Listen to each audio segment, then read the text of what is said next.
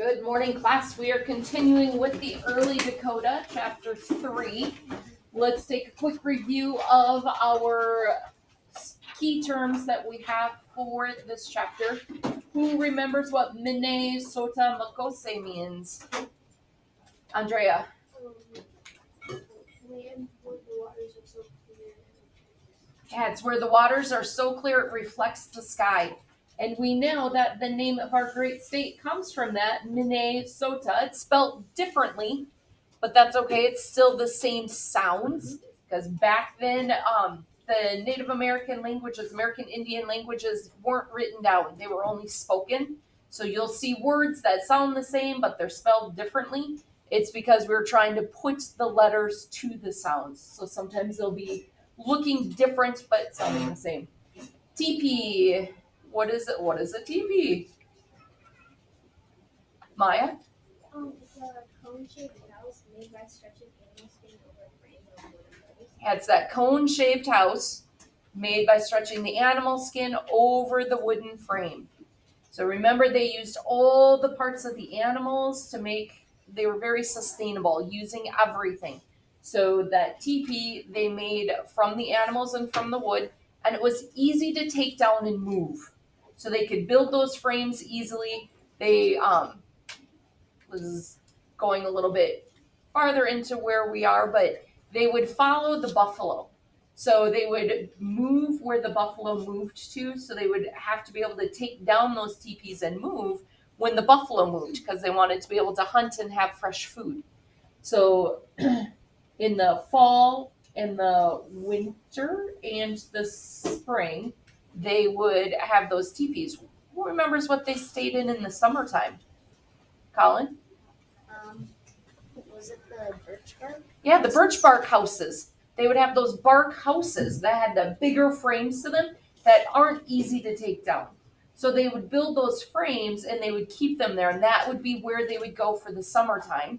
That bark, we talked about how it would help let the heat out of the house easier, and they could it would be cooler inside, more shaded, whereas we were talking about how that animal skin kind of insulated the teepee a little more. So when they had their fire in the middle for when the storyteller was talking or cooking their food, it would heat up that teepee and keep the heat inside during those cold winter months. Generosity. What is generosity? Paul? You have to give it without expecting that. Yeah, generosity is something that we really work with in today's time. The act of giving without expecting anything in return. You pay it forward, and you know that if you do good, good will come back to you, but that's not the reason why you're doing it. You're doing it to be good. Okay? As Catholics, we know we are supposed to help everyone out, be kind to everyone, treat everyone as Jesus.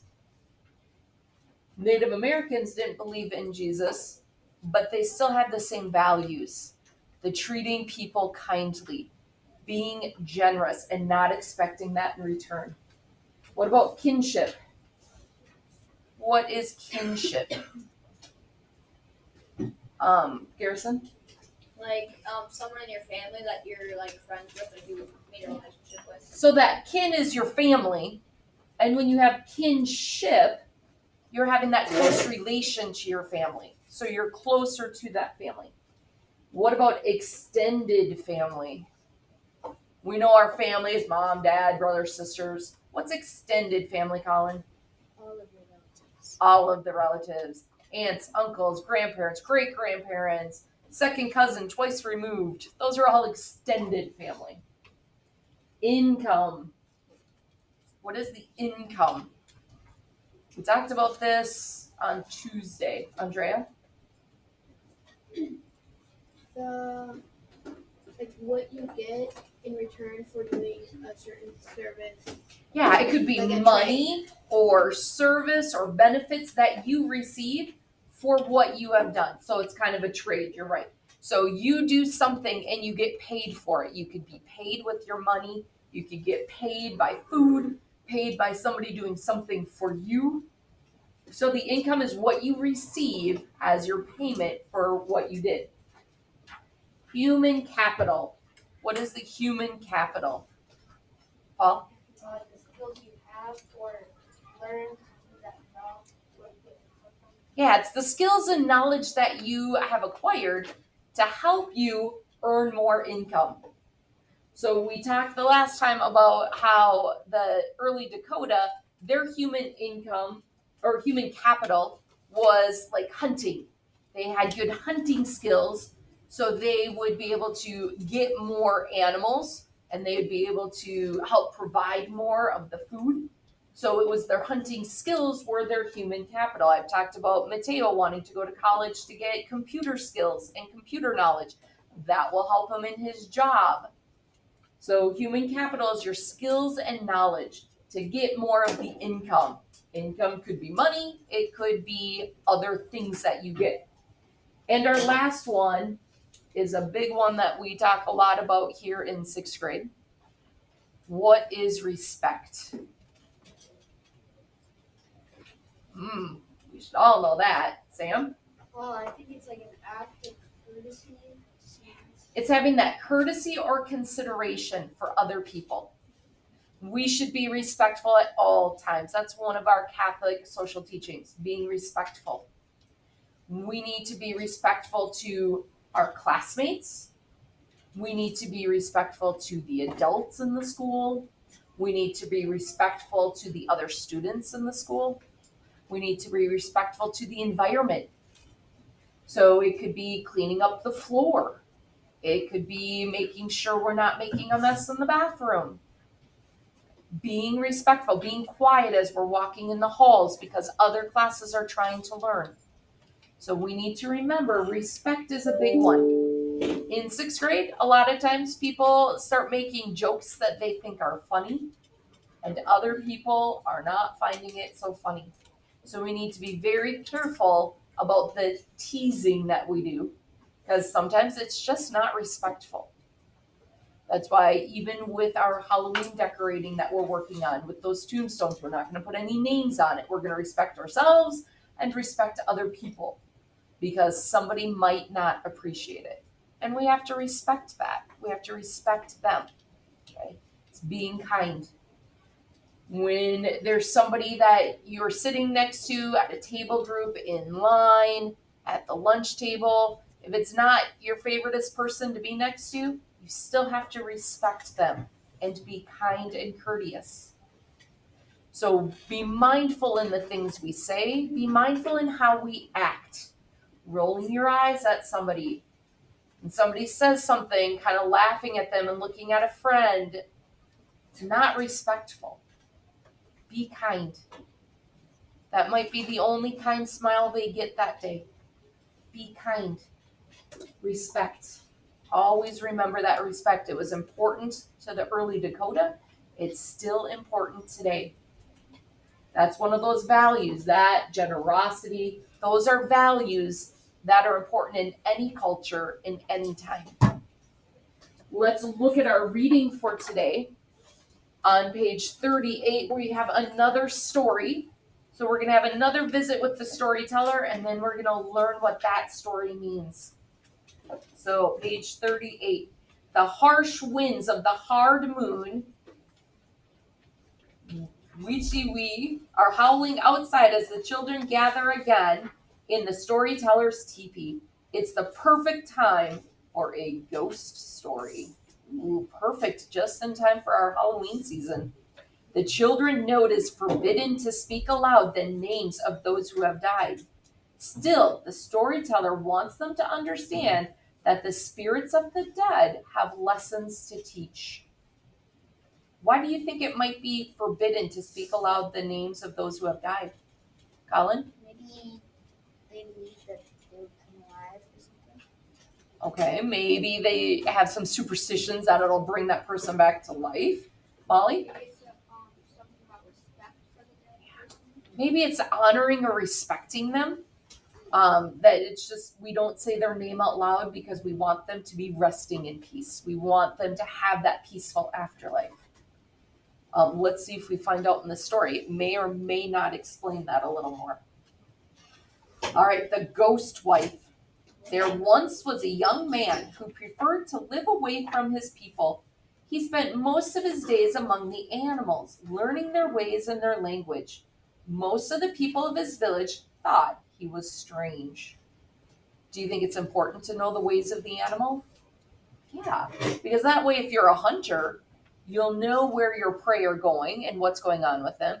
If you're learning the ways of the predators, you know how to keep peace with them so they're not going to attack you. So just like some people can talk with their pets at home, they understand their dogs, they know when they need to go outside. Okay, you're not speaking their actual language, but you are communicating with them. You know them, you have a sense for them. So this man would know the sense of all of the animals. One day, while he was lying in a meadow, a beautiful young woman appeared before him. He recognized her. She was the daughter of one of his village's most respected elders. The young man had never paid much attention to her. He was always too busy with his animal friends. But now, as she stood before him, he fell in love with her. And then he remembered she had died 10 days before. She was a ghost. The young man pushed away his fear and determined to make the young woman his wife. Every day he left his village to meet secretly with his new love. He built her a lodge made of pine boughs. She cooked him meals of venison and mended his moccasins. They lived happily together as husband and wife. Soon, though, the young man grew tired of secrecy. He wanted his family to meet his new wife. He asked her to move to the village with him. I will, she replied, but only if you agree to live by my rules. The most important rule was that the young man should never raise his voice in the teepee. I agree, he said. The young couple moved to the village. They lived apart from the rest of the people in a small white teepee. With time, they had 2 children, a son and a daughter. They were very happy. Then one night, the young man came home tired and hungry after a long hunt. The children began to cry and would not be quieted. Their father, forgetting his promise, yelled at them. Instantly, the fire went out and the teepee went dark. The children and their mother vanished. And to the young man's eternal regret, they never returned. Oh my. What lesson do you think can be learned from that story? Be nice to your children. What else, Molly? Shh. Another thing about respect to family members. Yeah, respect to the family members, respecting your promises, respecting your family. Let's check and see what the book says. Page 40, another lesson learned. The story of the ghost wife taught an important lesson about family life in Dakota society. Mothers, fathers, children, and other relatives all usually lived together in the family teepee or bark lodge. It was often crowded inside, and family members were expected to show each other respect, called wohohada. That meant, among other things, speaking softly so as not to bother the other people. Yelling, as the young man in the story did, was not acceptable. And we talked about that the other day when we were talking about being in those small spaces, like maybe going camping, being in that tent, and how we needed to act and what was expected of us. So it was very important. They lived in these small houses year round. So it wasn't just a week vacation camping trip. This was their year round. They needed to show that respect to one another. Speaking softly was just one way that members of a Dakota family showed respect and courtesy to each other. Children learned early on to move carefully inside the home. Tripping or falling onto another person was considered a serious mistake. Children also learned to honor the family member's privacy by keeping their eyes lowered at all times. The showing of respect and courtesy was especially important during the night. The Dakota considered it very bad manners to watch others while they slept, so they tried to make sure that didn't happen. Sometimes they screened their sleeping areas with robes or drapes because they didn't have separate rooms. They were all sleeping in the one space, so they tried to respect one another by not staring at each other. Okay, my girls share a bedroom, but we have one bed on one side of the room and the other bed's on the other side of the room, and it's a big rectangle. So they have their own space. In a teepee, you can't separate out that easily. So you're one right next to each other. So they just tried to be respectful and mindful of other people's space. Sometimes they screen their room. When that was not possible, they made sure to sleep facing the teepee's wall. So they had their backs to each other, so that way they weren't staring at one another. The Dakota also expected people to show respect and courtesy outside the teepee. For example, when children talked to their elders, they knew they should speak with respect. Oof, that's a big one for us to remember. A lot of times, kids these days, and you know what? It was kids in my day too. Kids forget when they're talking to moms and dads. And sometimes they can talk sassy. Sometimes when the kids are upset, they can snap at mom and dad. They don't like what mom and dad have said or mom and dad have asked them to do, and they get sassy. And it's not okay. It wasn't okay with the early Dakota, and it's not okay now. I would get sent to my room even for rolling my eyes at my parents. Okay, you need to remember people that are the elders, your parents, your grandparents, your teachers at school, the adults here at school. You need to talk respectfully to them. Sometimes we have our jokes that we say, and you can joke with your friends one way, but you don't necessarily do that same joke on your parents. I was sharing with people the other day how Gianna thought she was being silly, and she came up to me when I said something to her, and she goes, "And you're done." And I said, "Yeah, no, I'm mom. That's something that you joke around with your friends." And I've heard a lot of you guys joking with that phrase with each other. Word to the wise, don't say it to your moms. It's not respectful. It's not going to go over well unless you and mom have a running joke with it. But just coming up out of the blue and mom tells you to do something that you don't like, you don't respond with that phrase. You have to remember when it's okay to say something and when you need to just be quiet and not say it. If their uncle's name was Swift Cloud, they would call him my Uncle Swift Cloud, never Swift Cloud. Adults, too, used respectful kinship terms when speaking to each other, even when they weren't related by blood. They might use a family title like sister or uncle when talking to someone they had never met before. In this way, even a stranger was treated like a relative. Kinship ties were very important in Dakota society, and one could never have too many relatives. So a lot of times you use those terms, those family terms, to show that respect. So my kids call my sister their Aunt Jeanette. They don't just say, "Oh, Jeanette this and Jeanette that," because they put the aunt on it to show respect to her. I've heard some cultures call any older woman, an elder woman, they call them auntie. Naveen? Indian families do that too? Yeah, there's a lot of cultures that do that. I know some people from actually several different countries in Africa, they do that. Paul? Which country is your family from? Kenya. I know a few families from Kenya, so that makes sense. That's just a term of respect. Is it really their aunt? No, but they're showing respect by calling them auntie or auntie, depending on the way they put their accent. But like on my dad's side, also, then they call uncle. Okay. Yep. The men they call uncle. Yep. The auntie and the uncle. It's just a term of respect. So it was happened back with the early Dakota, and it still happens today. Like I told you guys, my in-laws, their neighbor, my kids call Bubby. She's not really their grandmother, but they call her that out of respect and to have her be a family member, even though we're not related by blood. Let's go back to page 40, the circle of history. So page 40 in that blue box.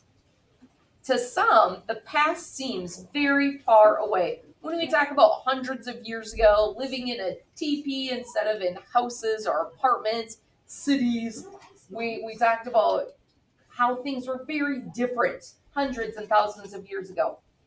In a way, especially things that happened hundreds of years ago in Dakota society, though, people believe that time moves in a circle, and for a reason. Eldon Lawrence, a Dakota elder and former president of Sisseton Wahpeton Community College in South Dakota, explains. The way we look at history is different from the way that non-Indians look at history. We think of history as a circle, not a line. Remember we were talking about how there are two ways to look at history? The linear way, which we have our timeline. This happened in 1850. This happened in 1875. And then this thing happened in 1899. And looking at the dates and following that line of our history, they look at it as a circle.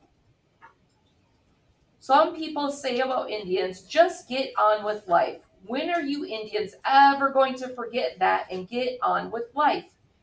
So something that happened in the past, they still remember it. But the Dakota view history as a circle. Things keep coming back. If you don't heal that wound, it's going to come back again. A few years down the road, maybe 20 years down the road, it's going to happen again because it was never corrected. Oh, I've always heard the term learn from your history so it doesn't repeat itself. That's what they're talking about here. We need to learn from what's happened in the past so it doesn't happen again.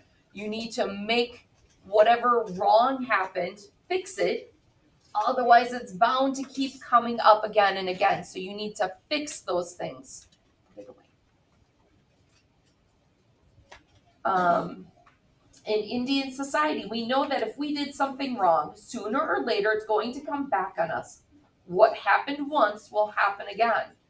So something that you're doing wrong, it's going to get discovered. It's going to happen again. People will find out.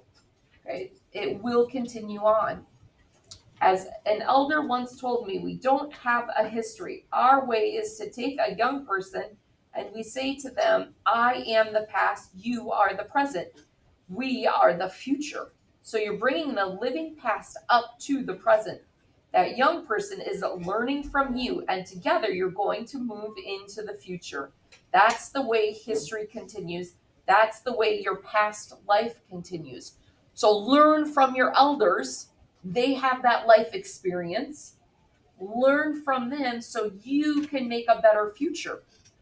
That's something Mr. Gambino and I are working with on our kids as they're all in high school and starting to look at the future, looking at colleges, looking at what they want to do with their life as they become adults. We're saying, learn from us. We were your age one time. We know what mistakes we made when we were in high school preparing for college. Learn from us so you don't make the same mistakes. When you look at history in a linear fashion, you're just going along the line. You're preserving things as you go along, preserving memories and stuff, but that's not enough to change the course of life. But when events keep coming back around, there's a reason for that. You can do something about it. You can change. You can do something that could change the course of the future without blindly repeating the past.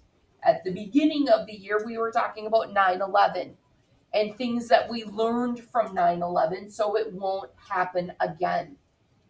About how there's stricter rules at the airports. So we don't have that happening again. So we learn from past events to make the future better. So that's part of what they're talking about. Not just, yep, 9/11 happened. This is what happened. Okay, let's move on. We have to learn from it and we have to change our ways. There's lots of events in history that we learn from. So it could be good things that, we want to keep this up and make it even better. Or it could be bad things that happen. What can we do better so it doesn't happen again? So that's the circular part of history. So we don't want things to repeat itself. So we're changing to change our future. With that, we are going to sign off for today and tell our friends at home to have a wonderful day.